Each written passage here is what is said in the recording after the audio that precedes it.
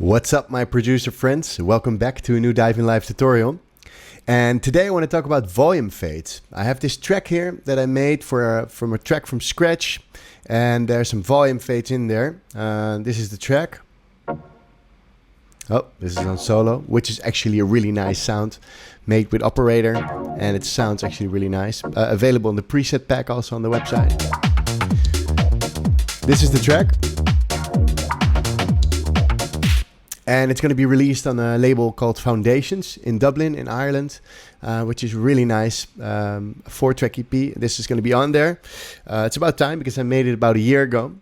But the reason I'm talking about this is our volume fade. You see, I've automated the volume. And I want to briefly talk about this, even though I think it's maybe more of somebody that's in the beginning stage of producing.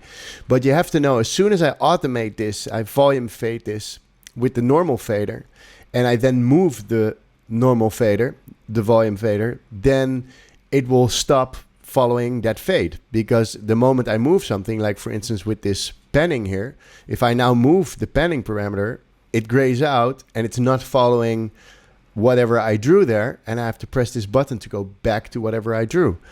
But if you do this with volume, and volume, in contradiction to panning, volume is something you constantly touch while making music. Just, I make these hi-hats a little bit louder, you know. But if you have a fader on these, a fade in on these hi-hats, then you can't just, then you have to either put like a utility on there anyway, and then use the utility to change the volume.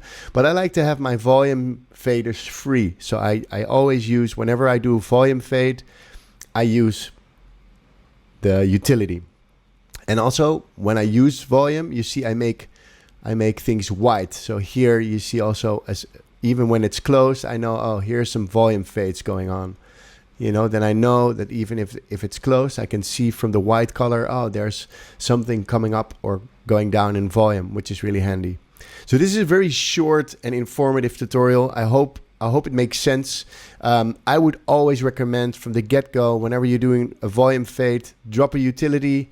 It's in audio effects, and then utility. You drop it on your track and you automate the gain. You can do your fades with this and then leave your volume faders just free to still adjust volume. I also like to do in the end of when I've almost finished a track and I want to get into the mix down, I take all the faders down and start mixing it again first with volume, because the volume setting is the most important when it comes to making a mix down. If the volume balance between your low, mids and highs is nice, then the track usually sounds the best. My best mixes are coming from the best volume staging of the sounds.